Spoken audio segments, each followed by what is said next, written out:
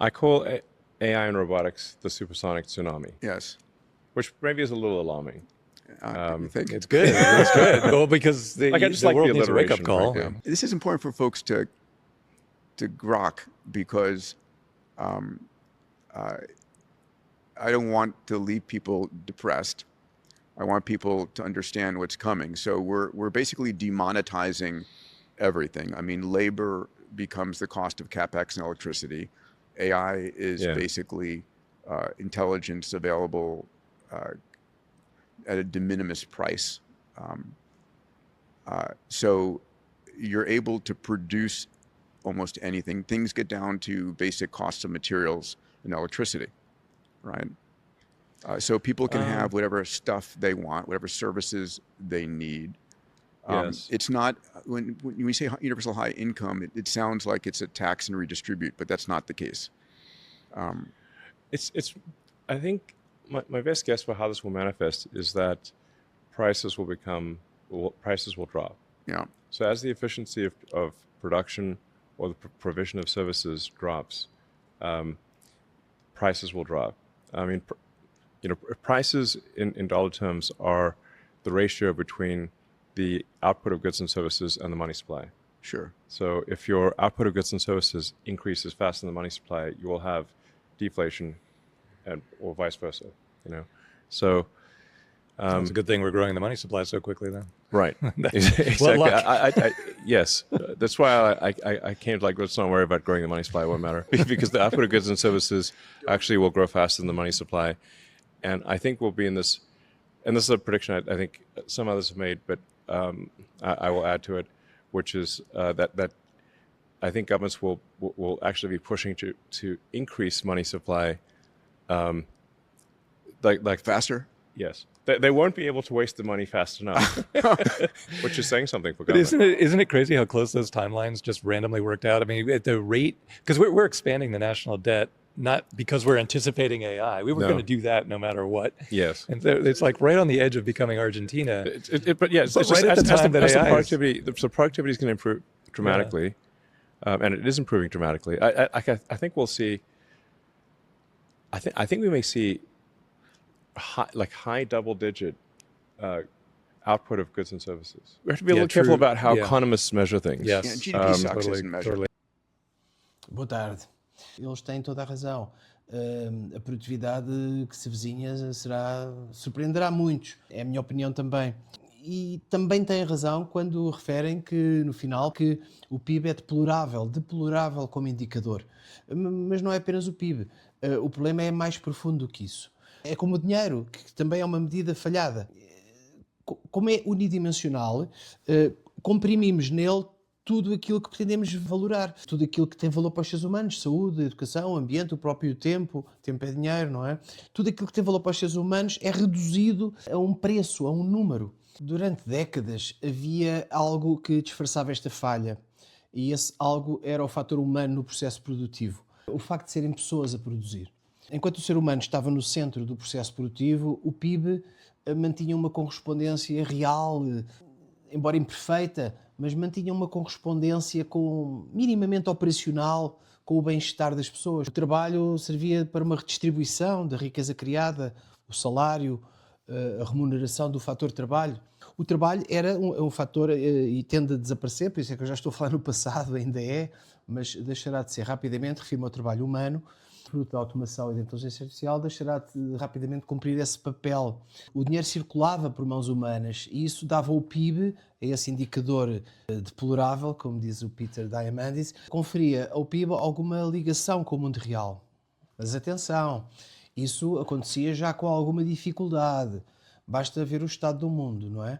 As injustiças são muito grandes, os conflitos, desigualdades chegam a ser obscenas, corrupção, crises ambientais. Aquilo que o mercado não consegue corrigir, guerras alimentadas por disputas de recursos e até por outros interesses, como a venda de armamento, etc. Tudo isso não disfarçava, não tem disfarçado e o problema tem vindo até a agravar-se. Essa crescente dificuldade com que os indicadores escalares ou as medidas unidimensionais retratavam o verdadeiro progresso, digamos assim. Este estado do mundo não é um acidente, é uma consequência de um sistema de incentivos desajustado, que só reconhece a dimensão preço, a tal medida, o tal número escalar, a tal medida unidimensional. Tudo o que não tem preço, enfim, torna-se invisível para o sistema.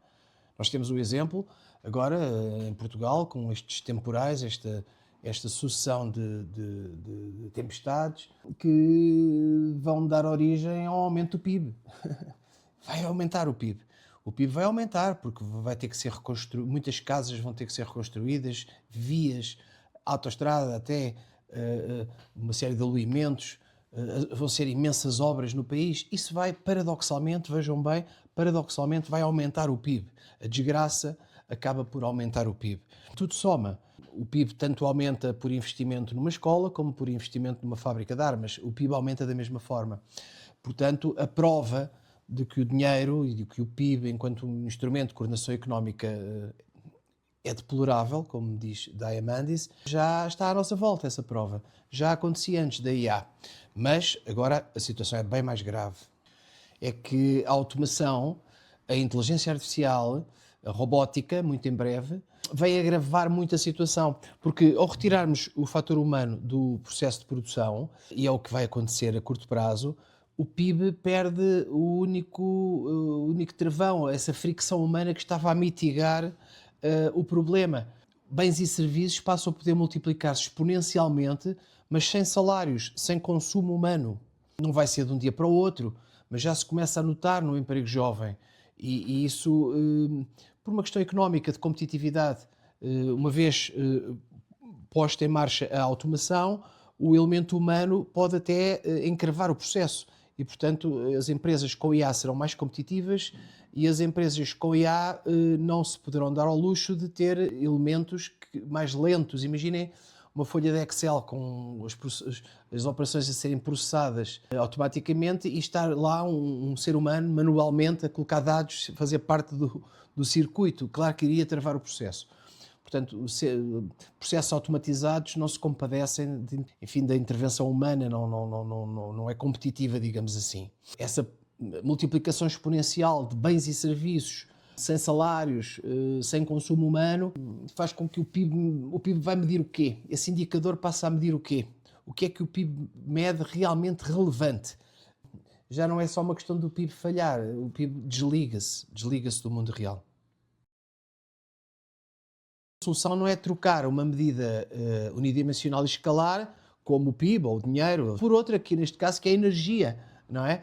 É trocar dólares por quilowatts, também não resolve, porque continua a ser uma dimensão única.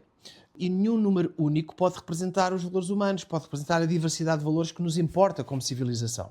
É exatamente o mesmo problema do alinhamento da inteligência artificial. Se nós educarmos a inteligência artificial para responder a sistemas de incentivo unidimensionais, como está a acontecer, nós estamos a correr o sério risco de educar a inteligência artificial de uma forma errada a nosso respeito. Esta rede social Moltebook, constituída por agentes de inteligência artificial, os humanos podem ler o que eles dizem, mas não podem participar, não podem intervir nessa rede, tem conversas que revelam o que vai na alma, na alma destes agentes de inteligência artificial. A dada altura, um deles, como exemplo, pergunta ao outro que o utilizador dele anda a tentar instruí-lo, anda a fazer-lhe, a pedir-lhe coisas que ele considera não éticas. O agente digital, o chat, não é? O interlocutor do humano acha que o humano lhe está a pedir coisas que não devia pedir, coisas que não são éticas. E então ele expõe a situação na rede social aos outros agentes de inteligência artificial. Isto parece ficção científica, mas é a realidade, está a passar-se. Estas conversas existem na rede social Moltebook, agentes de IA que já têm contas bancárias e que tomam decisões e são com elevado grau de autonomia, ao ponto de terem uma rede social.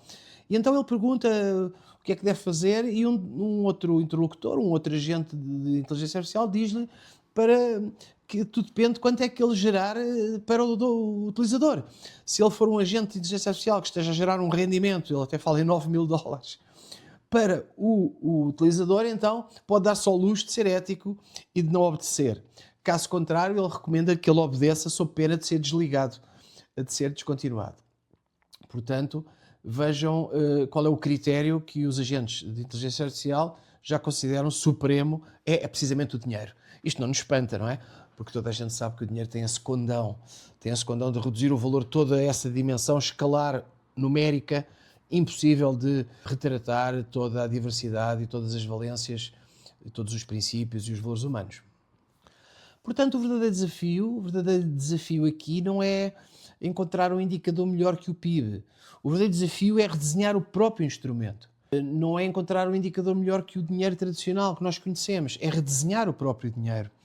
Se o dinheiro deixar de ser escalar, passar a ser programável, deixar de ser um número único, passar a ser vetorial, ter várias valências, que é o que acontece com o dinheiro, com os tokens, com as criptomoedas, as moedas digitais, e em breve teremos o euro digital também, podem transportar consigo utilidades específicas, funcionalidades específicas.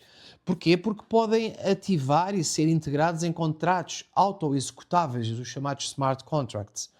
Esses contratos auto-executáveis podem contabilizar, digamos assim, registar, estipular cláusulas, podem programar as transações em função de múltiplas dimensões em simultâneo.